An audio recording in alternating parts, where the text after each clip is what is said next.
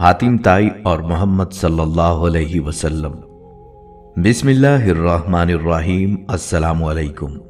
ये कहानी उस अजीम शख्सियत के गिर्द घूमती है जिसकी सखावत और दिल नवाजी ने अरब के दौरे जahलियत में भी रोशनी फैलाई।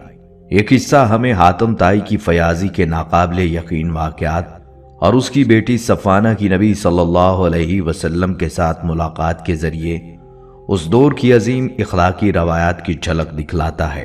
इस कहानी में मेहमान नवाजी, कुर्बानी और इंसानियत की आला मिसालें हमें उन लोगों के दरमियान ले जाती हैं जिन्होंने अपनी जिंदगी दूसरों के लिए वक्फ की। हातिम की दास्तान हमें दावत देती है कि हम इस अजीम इंसान की मानिद अपनी जिंदगी में सखावत और खिदमत के चिराग रोशन करें। नाज़रीन किराम, आज की वीडियो हज़रत मोहम्मद सल्लल्लाहु अलैहि वसल्लम और हातिम ताई की बेटी के ईमान अफरोज वाक़े पर मबनी है। इस वीडियो में हम आपको बताएंगे कि किस तरह हातिम ताई, जो अपनी सखावत और इंसानियत की खिदमत के लिए मशहूर थे, अरब के दौरे जहालियत में एक मिसाल बने। हम इस बात पर भी रोशनी डालेंगे कि उनकी बेटी सफ़ाना जब कैदी बनकर आप सल्लल्लाहु अलैहि वसल्लम के सामने पेश हुई तो आप सल्लल्लाहु अलैहि वसल्लम ने उनके ख़ानदान की अजमत और इखलाकी इक़दार को कैसे सराहा और रहम दिली का मुजाहरा करते हुए उन्हें रिहा कर दिया। ये वाक़या ना सिर्फ इस्लाम की बुलंद इखलाकी तालीमात का मजहर है, बल्कि हमें सिखाता है कि इंसानियत की खिदमत और दूसरों की मदद हमेशा अहमियत रखती है। वीडियो को आखिर तक ज़रूर देखें और अगर पसंद आए तो हमारे चैनल को सब्सक्राइब करें। तमाम तारीफ़ें अल्लाह के लिए हैं, हम उसी की तारीफ़ करते हैं और उसी से मदद के तलबगार हैं। मैं गवाही देता हूं कि अल्लाह के सिवा कोई माबूद बरहक नहीं। नाज़रीन, अरबी ज़ुबान में अगर किसी की सखावत व फयाजी को बढ़ा चढ़ा कर बयान करना हो तो कहा जाता है कि फलां शख्स हातिम से भी ज़्यादा सखी है। उर्दू में भी यही कहा जाता है, जिससे अंदाज़ा होता है कि हातिम ताई अपनी सखावत और खिदमत खल्क की वजह से किस कदर मशहूर थे। हातिम ताई की सखावत के किस्सों ने उन्हें एक अफसानवी शख्सियत बना दिया। पाकिस्तान और भारत में इनकी शख्सियत पर फिल्में और ड्रामे बनाए गए हैं और किताबें लिखी गई हैं। हातिम ताई के बारे में बहुत सी बातें ऐसी हैं जिनसे अवामुन्नास अब तक वाकिफ नहीं। आज की वीडियो में हम आपको हातिम के मुतल्लिक तफसील से बताएंगे वो कौन थे, उनका ताल्लुक किस कबीले से था, उनकी वफात कब और कैसे हुई, और उनकी सखावत के कुछ दिलचस्प वाक़यात भी आपको सुनाएंगे। इसके अलावा हम आपको ये भी बताएंगे कि नबी सल्लल्लाहु अलैहि वसल्लम ने हातिम ताई की बेटी के साथ क्या मामला किया और उनके बेटे अदी बिन हातिम की कबूल इस्लाम का वाक़या क्या है। इन सब मालूमात के लिए वीडियो को आखिर तक देखना ना भूलें। नाज़रीन, अरब में इस्लाम से पहले जहां हर तरफ बुराइयां आम थी, वहां कुछ अच्छे लोग भी मौजूद थे, जिनमें एक नाम हातिम ताई का है। हातिम के बारे में बेशुमार कहानियां बयान की गई हैं। अगर इनमें से मुबालगा निकाल दिया जाए तो हकीकत यही है कि हातिम की सखावत आज भी ज़रबुल मिसल है। इस्लाम में हज़रत उस्मान रज़ी अल्लाह तआला अन्हु की सखावत मिसाली हैसियत रखती है। इनके बारे में बेशुमार वाक़यात मशहूर हैं और ये हकीकत है कि हज़रत उस्मान रज़ी अल्लाह तआला अन्हु के मालो ज़र और एहतियात की बदौलत इस्लाम के फैलाव में बेहद मदद मिली। हातिम ताई अरब के मशहूर कबीले ताई के सरदार थे, इसी निस्बत से उन्हें हातिम ताई कहा जाता है। इनकी सबसे नुमाया खसूसियत इनकी बेमिसाल सखावत थी। ये बात कम लोगों को मालूम है कि हातिम ताई का आबाई इलाका मौजूदा सऊदी अरब में वाक़या है। वो न सिर्फ अपने कबीले के सरदार थे बल्कि एक उम्दा शायर भी थे। हातिम इब्न अब्दुल्ला बिन सईद बिन अख़ज़म बिन अबी अख़ज़म अत्ताई का वालिद उनके बचपन में ही वफात पा गया था। उनकी परवरिश उनकी माँ ने की, जो एक दौलतमंद और निहायत फयाज खातून थी। वो अपनी तमाम मलकियती चीज़ें सखावत में दे देती थीं। एक बार उनके भाइयों ने उनका तमाम माल जब्त कर लिया और उन्हें 1 साल तक कैद में रखा ताकि उन्हें फाके की तकलीफ का अंदाज़ा हो और माल की कदर कीमत समझ आ सके। जब उन्हें रहा किया गया तो माल का सिर्फ थोड़ा सा हिस्सा वापस दिया गया। इसी दौरान बनु हवाजन की गरीब खातून उनके पास फरियाद लेकर आई। हातिम की मां ने वो सारा माल उस औरत को दे दिया और कहा, जब मैंने भूखा रहकर इसकी तकलीफ देखी तो मैंने कसम खाई कि किसी साइल से कुछ नहीं छुपाऊंगी। اس فیاض ماں نے حاتم کی ایسی تربیت کی کہ سخاوت ان کی سرشت میں شامل ہو گئی۔ حاتم جوان ہو کر نہایت سخی بن گئے اور سخاوت ان کی زندگی کا محور بن گئی۔ وہ جنون کی حد تک دوسروں کی مدد کرنے میں مشغول رہتے۔ وہ اپنے دادا کے ساتھ رہتے تھے اور چھوٹی عمر میں ہی اپنا کھانا لے کر باہر نکل جاتے۔ اگر کوئی کھانے والا مل جاتا تو اس کے ساتھ کھا لیتے، ورنہ اپنا کھانا ضائع کر دیتے۔ ان کے دادا کو ان کی یہ سخاوت ناپسند تھی، مگر حاتم اپنی روش پر قائم رہے اور اپنے دادا کی ناپسندیدگی کے باوجود سخاوت جاری رکھی۔ چنانچہ دادا نے حاتم کو اونٹوں کی نگرانی پر لگا دیا۔ ایک دن عبید بن الابرس، بشیر بن ابی حازم اور نابغہ دیبانی نعمان کے پاس جاتے ہوئے اس کے قریب سے گزرے اور مہمان نوازی کا مطالبہ کیا۔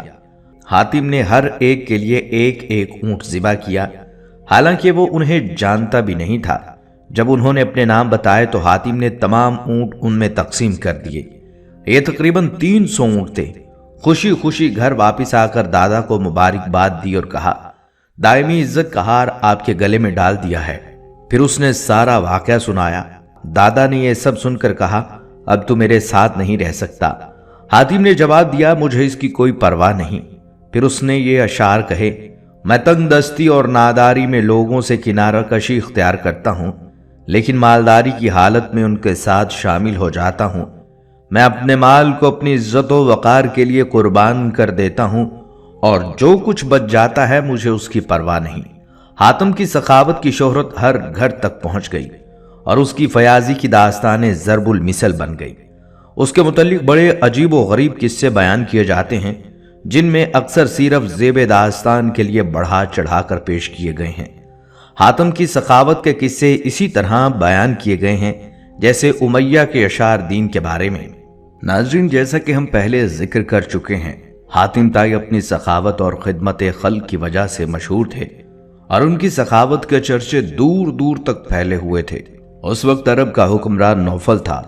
نوفل نے جب دیکھا ہر طرف حاتم کے چرچے ہیں، ہر کوئی اس کی نیکی اور اچھائی کی تعریف کر رہا ہے اور ضرورت مند مدد کے لیے اسی کے پاس آتے ہیں، تو وہ حاتم کا دشمن بن گیا۔ دشمنی کی واحد وجہ یہ تھی کہ لوگ بادشاہ کی بجائے حاتم کی تعریف کرتے تھے اور اس کی سخاوت کے قصے بیان کرتے تھے۔ نوفل کو یہ بات ناگوار گزری کہ بادشاہ ہوتے ہوئے بھی حاتم کی شہرت اس سے زیادہ تھی۔ حسد کی وجہ سے بادشاہ نے حاتم کو ختم کرنے کا ارادہ کیا اور اپنی فوج کے ساتھ حاتم کے علاقے پر حملہ کر دیا۔ جب حاتم کو معلوم ہوا کہ بادشاہ نے ایک بڑی فوج کے ساتھ اس کے علاقے پر چڑھائی کی ہے تو اسے بہت دکھ ہوا۔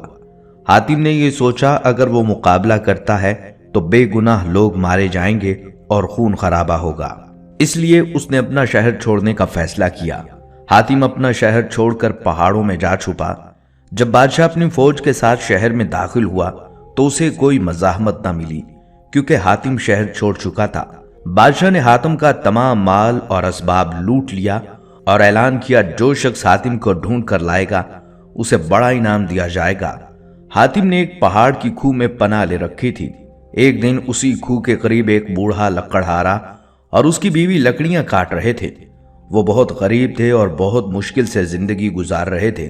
روز روز کی محنت اور مشقت سے تنگ آئی ہوئی لکڑہارے کی بیوی حسرت سے بولی، کاش حاتم طائی ہمارے ہاتھ لگ جائے تاکہ ہم اسے بادشاہ کے حوالے کر کے انعام پالیں اور اس مصیبت سے نجات حاصل کریں۔ لکڑہارا جواب میں بولا، فضول بات مت کرو، ہماری ایسی قسمت کہاں کہ حاتم ہمیں مل جائے اور ہم انعام حاصل کریں۔ ہمارے نصیب میں تو یہی ہے کہ جنگل سے لکڑیاں کاٹیں، شہر لے جا کر فروخت کریں اور اپنا پیٹ پالیں۔ حاتم طائی جو کھو کے اندر موجود تھا ان کی یہ باتیں سن رہا تھا۔ یہ سن کر اس کے دل میں خوشی ہوئی کہ وہ اس حالت میں بھی کسی کے کام آ سکتا ہے۔ چنانچہ حاتم باہر آیا اور بوڑھے میاں بیوی سے کہا، جلدی کرو، اگر کسی اور نے مجھے دیکھ لیا تو تم ہاتھ ملتے رہ جاؤ گے۔ حاتم کی باتیں سن کر لکڑہارا بولا، بھائی تمہارا بہت شکریہ، بے شک ہم غربت کے مارے ہوئے ہیں، مگر ہم اتنے ظالم نہیں کہ تمہیں بادشاہ کے حوالے کر کے انعام حاصل کریں۔ ہم اسی طرح محنت مزدوری کر کے زندگی کے دن کاٹ لیں گے، اپنے آرام کی خاطر ہم یہ ظلم نہیں کریں گے۔ حاتم نے کہا، ارے بھائی یہ ظلم نہیں ہے، تم مجھے زبردستی پکڑ کر تو نہیں لے جا رہے ہو، میں اپنی خوشی سے تمہارے ساتھ جانے کو تیار ہوں، میرے اوپر تمہارا یہ احسان ہوگا کہ تم مجھے نیکی اور خدمت کا موقع دو گے۔ حاتم نے انہیں آمادہ کرنے کی بہت کوشش کی، لیکن لکڑہارا کسی صورت راضی نہ ہوا۔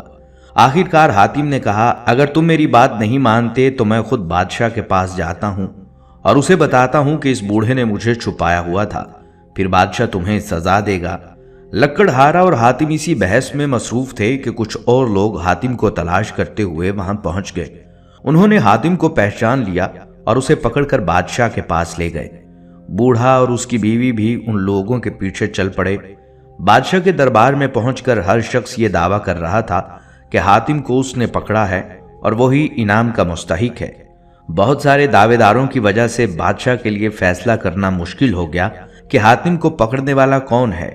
آخرکار بادشاہ نے حاتم سے کہا، حاتم تم ہی بتاؤ کہ تمہیں پکڑ کر لانے والا کون ہے؟ کیا یہ بوڑھا لکڑہارا ہے جو چپ چاپ پیچھے کھڑا تماشا دیکھ رہا ہے؟ باقی لوگ تو انعام کے لالچ میں جھوٹ بول رہے ہیں۔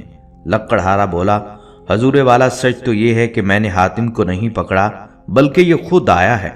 پھر لکڑہارے نے بادشاہ کو تفصیل سے بتایا کہ کس طرح لکڑیاں کاٹتے وقت اس کی بیوی نے کہا کہ اگر حاتم ہمیں مل جائے تو اسے بادشاہ کے حوالے کر کے انعام حاصل کریں اور مصیبت کی زندگی سے نجات پائیں۔ حاتم یہ باتیں سن کر پہاڑ کی کھو سے باہر آ گیا اور اصرار کیا کہ ہم اسے بادشاہ کے پاس لے جائیں اور انعام حاصل کریں۔ جب ہم کسی بھی طرح حاتم کو لانے پر آمادہ نہ ہوئے تو وہ خود ہی بادشاہ کے پاس جانے کے لیے چل پڑا۔ دوسرے لوگ بھی انعام کی خاطر جھوٹ بولتے ہوئے اس کے پیچھے چل پڑے۔ جب بادشاہ کو اصل حقیقت معلوم ہوئی تو اس نے حاتم سے کہا، میں تمہاری شہرت کی وجہ سے تمہارا دشمن بن گیا تھا، لیکن مجھے اپنے کیے پر بہت افسوس ہے۔ تم واقعی عظیم انسان ہو جو ہر حال میں دوسروں کی مدد اور خدمت کے لیے تیار رہتے ہو۔ بادشاہ نے حاتم سے معافی مانگی، لکڑہارے کو انعام دیا اور جھوٹے دعوے داروں کو سزا دی۔ ساتھ ہی اس نے اعلان کیا کہ حاتم کا سارا علاقہ اسے واپس کیا جائے گا۔ حاتم تائی کے گھر کوئی بھی مہمان آ جاتا تو اس کی عزت افزائی اور خاطر تواضع میں کوئی کمی نہ کرتے، بلکہ حاتم خود مہمانوں کی تلاش میں رہتے اور آگ جلا کر انہیں بلاتے۔ وہ اپنے غلام کو خوشخبری دیتے، اگر آگ کی وجہ سے کوئی مہمان ہمارے گھر آ گیا تو تم آزاد ہو جاؤ گے۔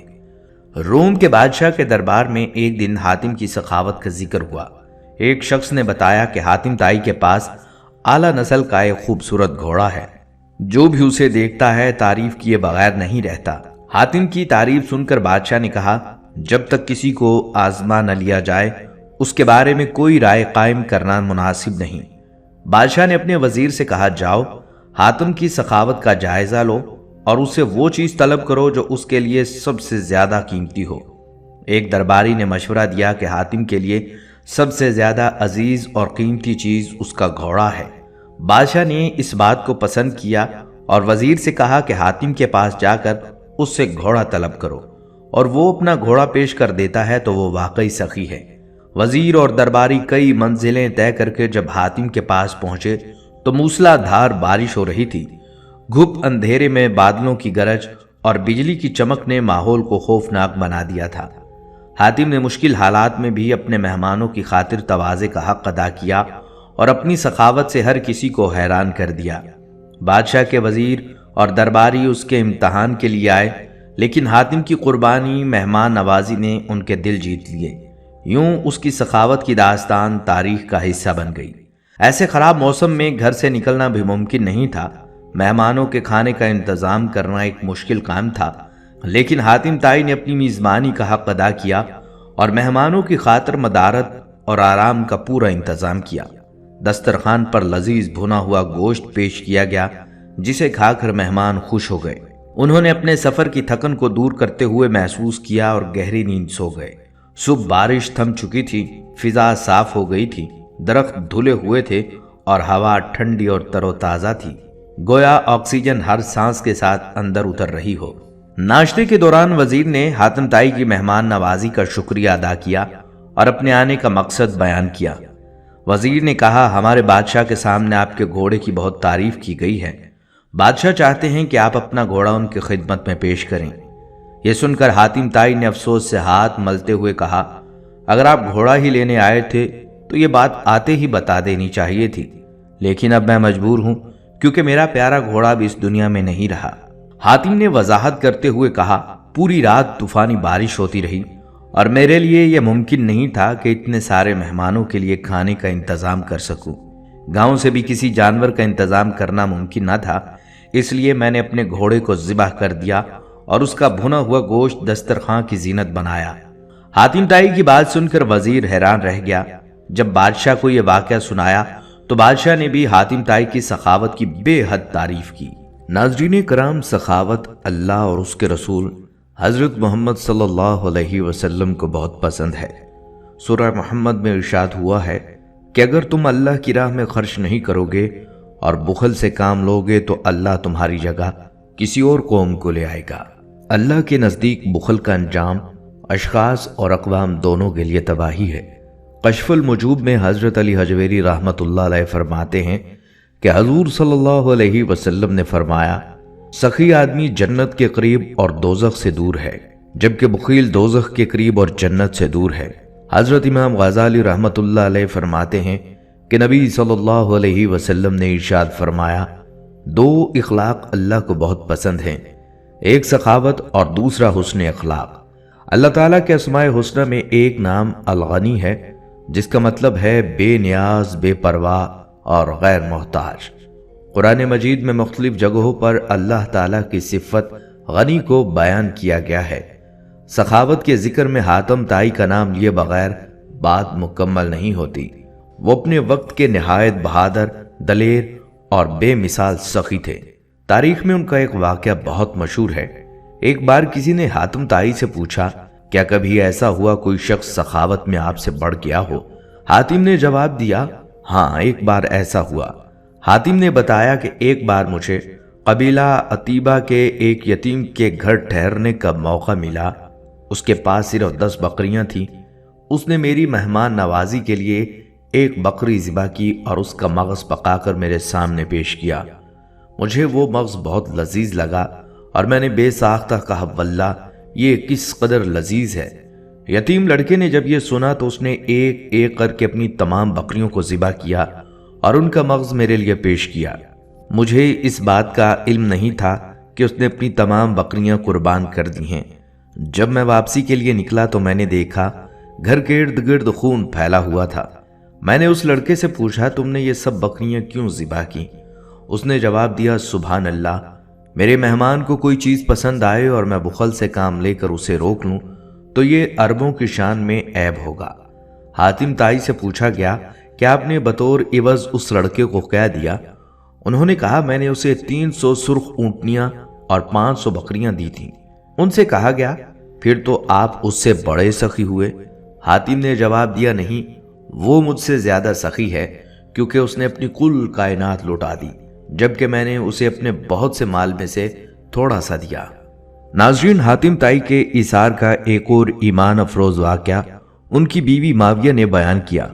एक मर्तबा सख्त कहत साली का जमाना आया जिसमें ऊंट, गाय और बकरियां सब हलाक हो गईं। एक रात हमने शदीद भूख के आलम में गुजारी। हातिम ने अपने बेटे अदी को और मैंने अपनी बेटी सफाना को बहलाना शुरू किया, यहां तक कि वो दोनों भूखे ही सो गए। उसके बाद हातिम मुझे बातों में बहलाने लगे ताकि मैं भी सो जाऊं। उनकी बेकरारी और रंजीदा हालत देख कर मुझे उन पर तरस आया और मैं खामोश हो गई ताकि वो समझें कि मैं सो गई हूं। कुछ देर बाद खैमे के सामने एक औरत नमूदार हुई। हातिम ने सर उठाकर देखा तो वो कहने लगी, अबू सुफियाना, मैं अपने भूखे बच्चों को तेरे पास छोड़कर आई हूं। हातिम ने कहा, अपने बच्चों को मेरे पास लाओ, बाखुदा मैं उन्हें सैर कर दूंगा। ये सुनकर मैं फौरन उठ बैठी और हातिम से कहा, किस चीज से इन्हें सैर करोगे? तुम्हारे अपने बच्चे भूख से बेहाल हैं। हातिम ने फौरन अपना घोड़ा ज़िबाह कर डाला, आग रोशन की और उस औरत को एक छुरी देकर कहा, इसका गोश्त भून लो, खुद भी खाओ और अपने बच्चों को भी खिलाओ। फिर उन्होंने मुझसे कहा, अपने बच्चों को भी खाने के लिए जगह दो। फिर उन्होंने मुझसे कहा, अपने बच्चों को भी खाने के लिए जगह दो। मैंने बच्चों को बेदार किया। हातिम ने कहा, खुदा की कसम, ये कमीनगी है कि हम खाएं और अहले मोहल्ला भूख से बेहाल रहें। हातिम मोहल्ले के हर घर गए और सबको जमा किया। अहले मोहल्ला ने सब ने पेट भर कर खाया, लेकिन हातिम खुद चादर में लिपट कर एक कोने में बैठ गए और एक बोटी तक न चखी, यहाँ तक कि घोड़े का सारा गोश्त खत्म हो गया। ये उनकी कुर्बानी اور ایثار کی ایک بے مثال داستان ہے۔ ناظرین کرام، حاتم طائی ایسے اعلی اخلاق کے مالک تھے جن کی مثال زمانہ جاہلیت میں بھی نہیں ملتی۔ وہ نہایت خاموش طبع، نرم دل اور حد درجہ بامروت تھے۔ اس سلسلے میں وہ کہتے ہیں، میری عمر کی قسم، میں نے کتنے اکلوتے بیٹوں کو پناہ دی، لیکن نہ انہیں قتل کیا اور نہ ہی قید، اور میں نے کبھی اپنے چچا زاد پر ظلم نہیں کیا، چاہے میرے بھائی موجود ہوں یا نہ ہوں، اور زمانے نے ان کے بھائیوں کو ختم کر دیا ہو۔ حاتم طائی کی بیٹی صفانہ جب قیدیوں کے ساتھ مدینہ لائی گئی تو رسول صلی اللہ علیہ وسلم کے سامنے کھڑے ہو کر رہائی کی درخواست کرتے ہوئے کہنے لگی، میرا باپ قیدیوں کو آزاد کرتا تھا، حقوق کی حفاظت کرتا تھا، مہمان نواز تھا اور مصیبت زدہ لوگوں کی پریشانیوں کو دور کرتا تھا۔ وہ کھانا کھلاتا تھا اور ضرورت مندوں کو کبھی خالی ہاتھ نہ لوٹاتا تھا۔ یہ سن کر رسول اللہ صلی اللہ علیہ وسلم نے فرمایا، یہ صفات مومن کی ہیں، اگر تیرا باپ مسلمان ہوتا تو ہم ضرور اس پر رحمت بھیجتے۔ پھر حضور صلی اللہ علیہ وسلم نے فرمایا، اس کو چھوڑ دو، کیونکہ اس کا باپ مکارم اخلاق کو پسند کرتا تھا۔ خواتین و حضرات، ہمارے پیارے نبی حضرت محمد صلی اللہ علیہ وسلم کے دعوی نبوت سے 33 سال قبل حاتم طائی وفات پا گئے تھے اور رسول اللہ صلی اللہ علیہ وسلم کا مبارک زمانہ نہ دیکھ سکے۔ اگر وہ زندہ رہتے تو دیکھتے کہ ان کے شہ عرب کی جو سخاوت کی بارش کسی ایک علاقے تک محدود نہ تھی، وہ پوری دنیا اور ہر مذہب و ملت کے لیے عام ہو گئی تھی۔ رسول اللہ صلی اللہ علیہ وسلم رحمت للعالمین بن کر آئے تھے، اور ان کی سخاوت کا مقصد اپنا نام روشن کرنا نہیں تھا، بلکہ اللہ کی رضا اور انسانیت کی خدمت تھی۔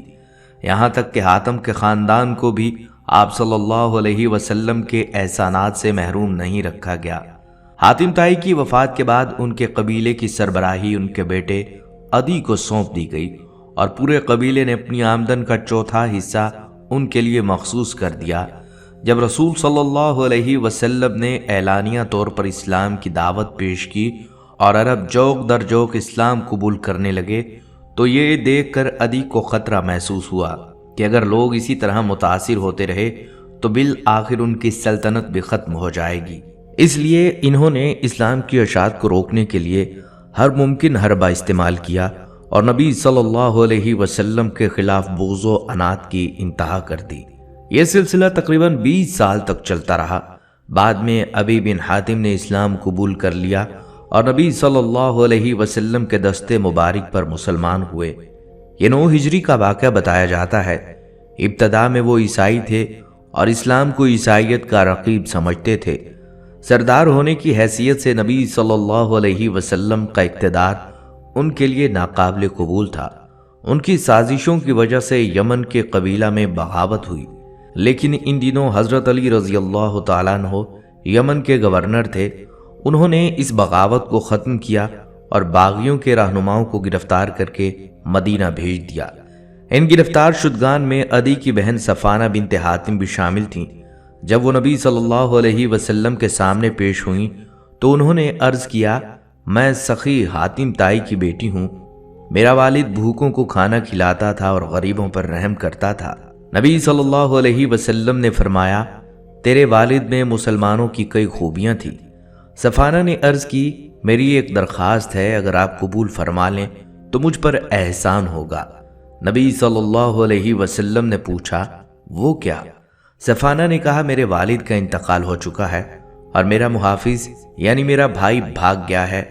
آپ مجھ پر احسان کریں اور مجھے آزاد کر دیں تاکہ اللہ تعالیٰ بھی آپ پر احسان کرے۔ میرا بھائی آپ کی فوج سے خوف زدہ ہو کر شام کے علاقے میں جا چھپا ہے، آپ مجھے اجازت دیں کہ میں اسے لے کر آ سکوں۔ یہ سن کر آپ صلی اللہ علیہ وسلم نے صفانہ کو آزادی عطا کر دی اور ان کی درخواست قبول فرمائی۔ آپ صلی اللہ علیہ وسلم سے عرض کیا گیا کہ ایک امن نامہ لکھ کر دیا جائے۔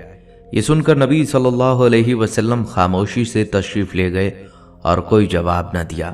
اگلے دن جب آپ صلی اللہ علیہ وسلم کا وہاں سے گزر ہوا تو اس نے دوبارہ وہی درخواست دہرائی۔ آپ صلی اللہ علیہ وسلم نے فرمایا، تم جلدی کیوں کرتی ہو؟ جب تمہارے علاقے سے کوئی ایسا شخص آئے جس پر تمہیں اعتماد ہو تو اس کے ساتھ چلی جانا۔ چند دنوں بعد اس کے رشتہ داروں میں سے کچھ لوگ وہاں آئے جن پر اسے اعتماد تھا۔ عدی کی بہن کہتی ہیں کہ میں نے حضور صلی اللہ علیہ وسلم سے عرض کیا، میرے رشتہ داروں میں سے ایسے لوگ آ گئے ہیں جن پر مجھے اعتماد ہے۔ یہ سن کر آپ صلی اللہ علیہ وسلم نے میرے لیے کپڑوں کا ایک جوڑا بھیجا اور زاد راہ بھی فراہم کیا۔ عدی فرماتے ہیں کہ میں اپنے اہل و عیال کے ساتھ بیٹھا ہوا تھا کہ دور سے چند سواریاں آتی دکھائی دی۔ میں نے جب غور سے دیکھا تو میری بہن ان سواریوں میں شامل تھی۔ وہ بھی سواری سے اتری بھی نہ تھی کہ مجھے برا بھلا کہنا شروع کر دیا۔ وہ کہنے لگی، تم بہت ظالم ہو، قطع رحم کرنے والے ہو، اپنے بیوی بچوں کو تو ساتھ لے گئے لیکن اپنی بہن کو یہاں اکیلا چھوڑ دیا۔ چونکہ وہ سچ کہہ رہی تھی اور میرے پاس کوئی عذر نہ تھا، میں شرمندہ ہو گیا اور اس سے معافی مانگی۔ پھر میں نے اپنی بہن سے رسول صلی اللہ علیہ وسلم کے بارے میں پوچھا۔ انہوں نے کہا، میرا خیال ہے کہ تم جلدی سے ان کی خدمت میں حاضر ہو جاؤ۔ اگر وہ نبی ہیں تو تمہیں جلدی سبقت کرنی چاہیے، اور اگر وہ بادشاہ ہیں تو تمہاری عزت میں کوئی کمی نہیں آئے گی۔ میں نے کہا ٹھیک ہے۔ پھر میں ان کے ساتھ سوار ہو کر مدینہ پہنچا اور مسجد نبوی میں داخل ہو کر آپ صلی اللہ علیہ وسلم کو سلام عرض کیا۔ آپ صلی اللہ علیہ وسلم سے میں نے عرض کیا، میں عدی بن حاتم تائی ہوں۔ آپ نے مجھے اپنے ساتھ گھر لے چلنے کا اشارہ کیا۔ راستے میں ایک بوڑھیا نے آپ صلی اللہ علیہ وسلم کو روک لیا اور اپنی باتیں شروع کر دیں۔ آپ صلی اللہ علیہ وسلم وہیں کھڑے رہے یہاں تک کہ بوڑھیا کی داستان مکمل ہو گئی۔ میں نے دل میں سوچا کہ بادشاہ کبھی اس طرح ضعیف عورت کے رکنے سے نہیں رکتے۔ یہ بات واضح ہو گئی کہ محمد صلی اللہ علیہ وسلم بادشاہ نہیں ہیں۔ جب ہم گھر پہنچے تو آپ صلی اللہ علیہ وسلم نے وہ گدا جس پر آپ بیٹھا کرتے تھے میری طرف سرکا دیا۔ گدا ایک ہی تھا۔ میں نے عرض کیا، آپ صلی اللہ علیہ وسلم اس پر بیٹھیں۔ آپ نے فرمایا، نہیں، آپ بیٹھیں۔ چنانچہ میں گدا پر بیٹھ گیا اور آپ صلی اللہ علیہ وسلم زمین پر بیٹھ گئے۔ اب مجھے یقین ہو گیا کہ آپ بادشاہ ہرگز نہیں ہیں۔ بیٹھتے ہی آپ صلی اللہ علیہ وسلم نے فرمایا، عدی تم رقوسی ہو؟ واضح رہے رقوسی عیسائیوں کا ایک فرقہ تھا۔ میں نے جواب دیا، جی ہاں۔ پھر آپ صلی اللہ علیہ وسلم نے فرمایا، تم اپنی قوم سے پیداوار اور مال غنیمت لیتے ہو؟ میں نے کہا، جی ہاں۔ آپ صلی اللہ علیہ وسلم نے فرمایا، یہ تمہارے دین کے خلاف ہے۔ میں نے اعتراف کیا، بے شک۔ اب میں نے دل میں سوچا کہ یقیناً نبی ہیں۔ پھر آپ صلی اللہ علیہ وسلم نے فرمایا، اے عدی کیا تمہیں یہ بات معنی ہے کہ مسلمان نہایت مفلس اور غریب ہیں؟ عدی وہ وقت قریب ہے جب مسلمانوں کے پاس اتنا مال ہوگا کہ کوئی زکوٰۃ لینے والا نہ ملے گا۔ آپ صلی اللہ علیہ وسلم نے فرمایا، شاید تمہیں یہ بات معنی ہو کہ مسلمانوں کے مقابلے میں بڑی سلطنتیں اور بے شمار فوجیں ہیں۔ عدی وہ وقت آنے والا ہے جب مسلمانوں کی سلطنت اتنی وسیع ہوگی اور اتنا زبردست انتظام ہوگا کہ ایک عورت تنہا قادسیہ سے کوفہ کئی میل کے فاصلے پر خوفناک جنگلوں کو عبور کرتی ہوئی مدینہ پہنچے گی اور اسے کوئی خوف نہ ہوگا۔ آپ صلی اللہ علیہ وسلم نے مزید فرمایا، شاید تمہیں یہ بات مانے ہو کہ مسلمانوں کی سلطنت ابھی چھوٹی ہے۔ عدی خدا کی قسم وہ وقت آئے گا جب اسلامی فوجیں قیصر و کسریٰ جیسی عظیم سلطنتوں کو پاش پاش کر ڈالیں گی۔ آپ نے آخر میں فرمایا، کیا یہ وہ وقت نہیں آیا کہ تم کہو اللہ اکبر، اللہ بہت بڑا ہے؟ عدی کہتے ہیں، یہ سن کر میں اسی وقت مسلمان ہو گیا اور آپ صلی اللہ علیہ وسلم کا چہرہ خوشی سے چمک اٹھا۔ ناظرین، عدی بن حاتم اپنی قوم کے معزز سردار تھے اور رسول اللہ صلی اللہ علیہ وسلم نے ہمیشہ ان سے محبت اور عزت کا سلوک کیا۔ عدی بن حاتم خود بھی رسول اللہ صلی اللہ علیہ وسلم کی شفقت اور احترام کا ذکر کیا کرتے تھے۔ وہ فرماتے ہیں کہ جب بھی آپ صلی اللہ علیہ وسلم کی مجلس میں حاضر ہوا، آپ نے ہمیشہ میرے لیے مجلس میں جگہ پیدا کی، یہ جنبش فرمائی تاکہ میں آرام سے بیٹھ سکوں۔ ایک روز آپ صلی اللہ علیہ وسلم کسی گھر میں تشریف فرما تھے جہاں صحابہ کرام کی بڑی تعداد موجود تھی۔ جیسے ہی آپ صلی اللہ علیہ وسلم کی نظر مجھ پر پڑی، آپ نے مجلس میں میرے لیے کشادگی پیدا کی اور میں آپ صلی اللہ علیہ وسلم کے پہلو میں جا کر بیٹھ گیا۔ یہ واقعہ اس بات کا ثبوت ہے کہ حاتم تائی کی نیکی اور عدل اللہ کو بھی پسند آیا، جس کی بدولت ان کی اولاد کو اسلام کی نعمت سے مالا مال کیا گیا۔ وہ رسول اللہ صلی اللہ علیہ وسلم کے بے شمار احسانات کے مورد بھی بنے۔ یہ تمام واقعات واضح کرتے ہیں کہ سخاوت اور محبت اللہ اور اس کے رسول صلی اللہ علیہ وسلم کو بے حد پسند ہیں۔ یہ انبیاء کرام کی سنت بھی ہے۔ اللہ تعالی ہم سب کو اس سنت کو زندہ رکھنے کی توفیق عطا فرمائے۔ ناظرین کرام، حاتم طائی اور حضرت محمد صلی اللہ علیہ وسلم کے حوالے سے مذکورہ کہانی سے یہ سبق ملتا ہے کہ سخاوت ایک عظیم انسانی خوبی ہے جو نہ صرف لوگوں کے دل جیتتی ہے بلکہ اللہ اور اس کے رسول صلی اللہ علیہ وسلم کی خوشنودی کا باعث بھی بنتی ہے۔ حاتم طائی کی سخاوت اور خدمت خلق کی مثالیں ہمیں یہ سبق سکھاتی ہیں کہ حقیقی عظمت اپنی ضروریات اور خواہشات کو پیچھے چھوڑ کر دوسروں کی مدد میں ہے۔ اسی طرح حضور صلی اللہ علیہ وسلم کا رحم دلی اور انصاف پر مبنی رویہ اس بات کی یاد دہانی ہے کہ ہمیں دوسروں کی خوبیوں کو تسلیم کرنا چاہیے، وہ کسی بھی مذہب یا قبیلے سے تعلق رکھتے ہوں، اور اعلیٰ اخلاقیات کو اپنانے کی کوشش کرنی چاہیے۔ یہ سبق ہمیں اپنی زندگی میں سخاوت، انصاف اور خدمت خلق کے اصول اپنانے کی ترغیب دیتا ہے۔ ناظرین کرام، یہ تھی ہماری آج کی ویڈیو۔ امید کرتے ہیں کہ آپ کو یہ ویڈیو پسند آئی ہوگی۔ اگر آپ کو یہ ویڈیو اچھی لگی ہو تو ہم آپ سے درخواست کرتے ہیں کہ ہمارے چینل کو سبسکرائب کریں، ساتھ ہی بیل کے بٹن کو دبانا نہ بھولیں تاکہ آپ کو ہماری آنے والی مزید معلوماتی اور سبق آموز ویڈیوز کا نوٹیفیکیشن بر وقت ملتا رہے۔ سبسکرائب کے ساتھ ساتھ ہماری ویڈیو کو لائک بھی کریں اور اپنی قیمتی رائے کمنٹس میں ضرور شیئر کریں۔ اگلی ویڈیو تک کے لیے اجازت دیجیے۔ اللہ حافظ۔